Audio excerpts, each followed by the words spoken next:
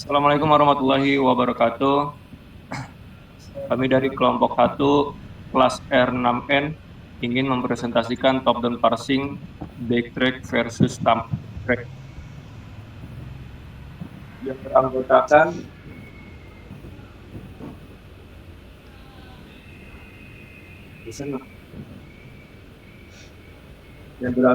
yang pertama saya sendiri Rizky Nugroho Pratama dengan NPM 20 21 43 50 15 81 dan Nana Maulana dengan NPM 20 21 43 50 12 87, Randy Putra Mahendra dengan NPM 20 21 43 50 12 77, Muhammad Zainul Haq dengan NPM 20 21 43 50 13 24, Muhammad Aldion Akbar dengan NPM 20 21 43 50 12 75, Muhammad Fikri Musa Wahid dengan NPM 20 21 43 50 12 76, dan yang terakhir Rifan Hifzul Lisan dengan NPM 20 19 43 57 90 62. Langsung aja kita ke inti dari presentasinya. Silakan dilanjut. Baik, terima kasih kepada teman saya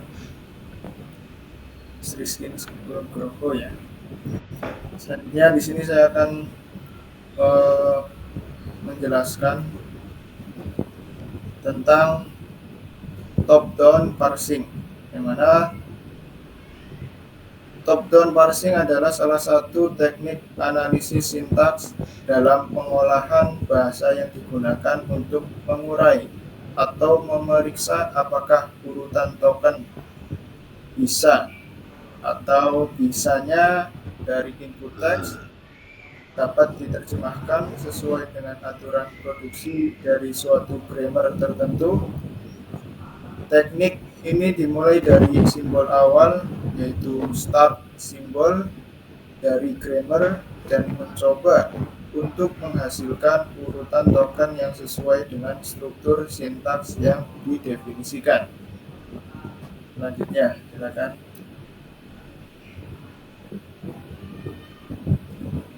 Aldion. Top-down parsing meliputi metode ini. Yang pertama yaitu backtrack atau backup, no backtrack, recursive decision parser. Di dalam pencarian top-down parsing terdapat beberapa permasalahan yang mungkin akan ditemui. Yang pertama yaitu left recursion dan yang kedua left recursive.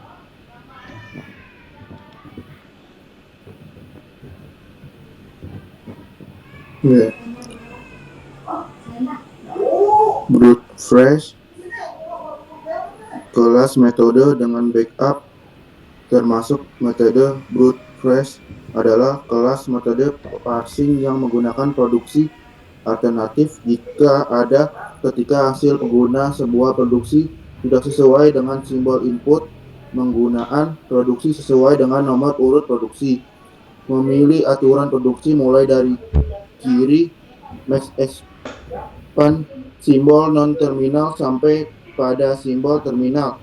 Bila terjadi kesalahan sering tidak sesuai, maka dilakukan backtrack.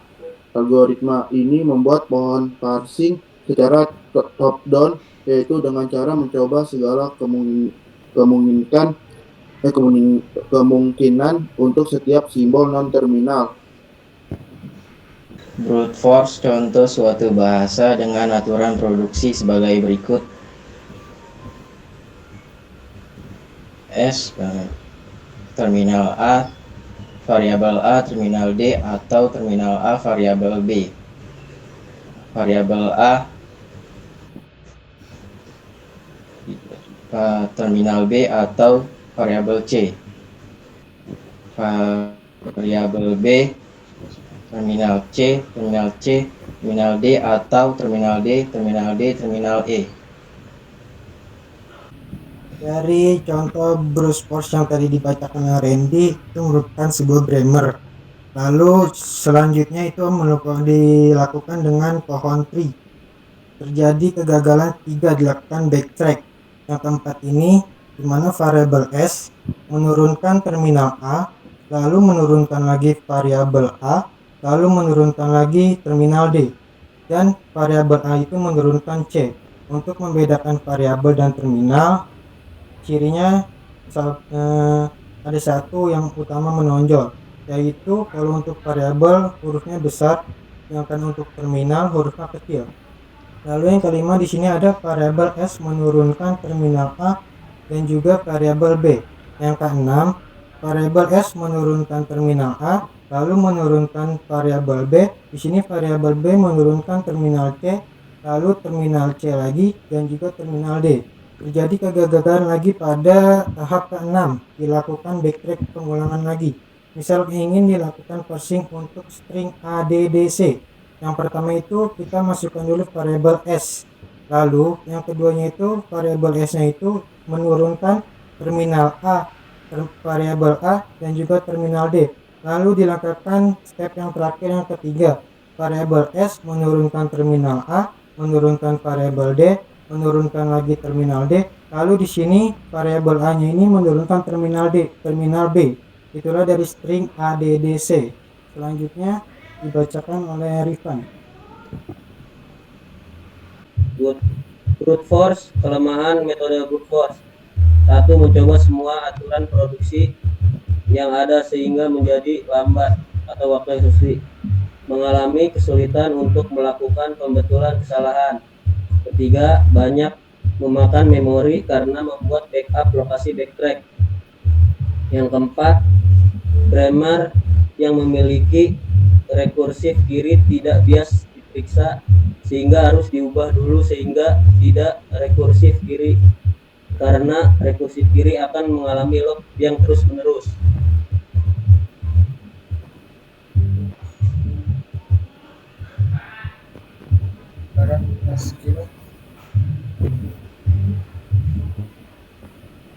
Recursive Descent Parser kelas metode tanpa backup, termasuk metode recursive descent adalah kelas metode parsing yang tidak menggunakan produksi alternatif ketika hasil akibat penggunaan sebuah produksi tidak sesuai dengan simbol input. Jika produksi A mempunyai 2 buah ruas kanan atau lebih, maka produksi yang dipilih untuk digunakan adalah produksi dengan simbol pertama ruas kanannya, sama dengan input yang sedang dibaca. Jika tidak ada produksi yang demikian, maka dikatakan bahwa parsing tidak dapat dilakukan. Lanjut lagi Mas Nanang. Selanjutnya yaitu recursive descent parser. Itu salah satu cara untuk mengaplikasikan bahasa konteks free, simbol terminal maupun simbol variabelnya.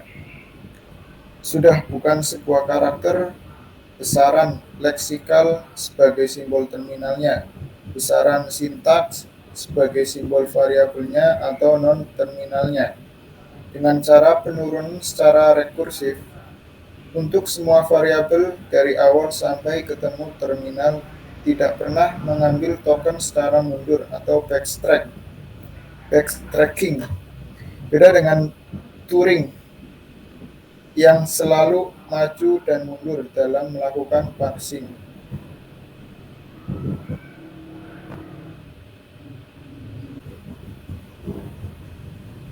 Nah, ini sebagai contohnya variabel S dengan hasil kosong dan input kosong, sisa terminal A dan terminal B. Penjelasannya, masukkan simbol terkiri kalimat sebagai input, gunakan produksi variabel S dengan simbol pertama ruas kanan sama dengan terminal A. Untuk variabel S mempunyai turunan, sebagai berikut adalah terminal A dan variabel B. Hasilnya terdapat terminal A dan inputnya terdapat terminal A dan sisa terminal C. Penjelasan, hasil sama dengan input, gunakan produksi variabel B dengan simbol pertama ruas kanan sama dengan terminal C. Karena produksi demikian, maka parsing gagal dilakukan. Dan selesai, yaitu hasilnya parsing gagal.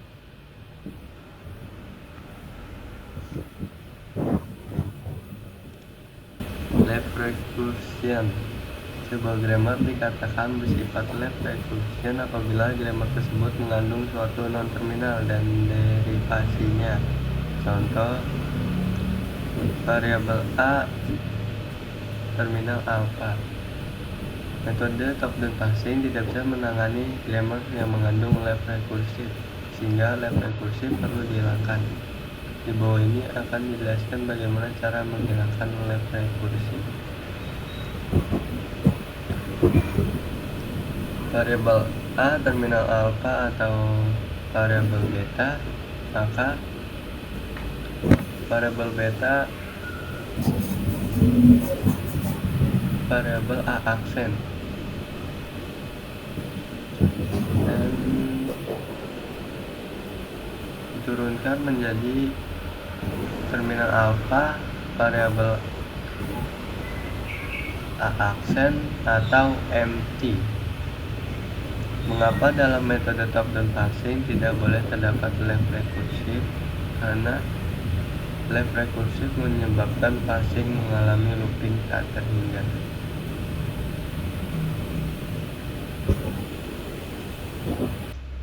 Contoh 3, variabel A, maka terminal alpha, variabel A akses ya, aksen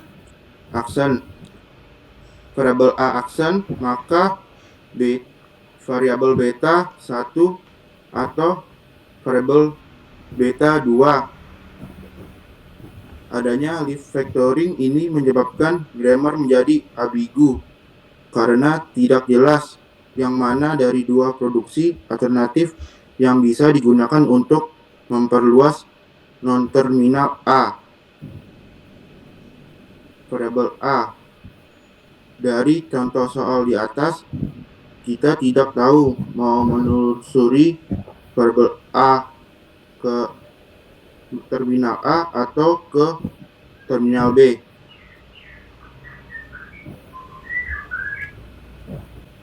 Jadi sekian, terima kasih untuk presentasi dari kelompok 1. Jika ada kurang atau salah, mohon dimaafkan. Wabillahi taufiq wal hidayah. Wassalamualaikum warahmatullahi wabarakatuh.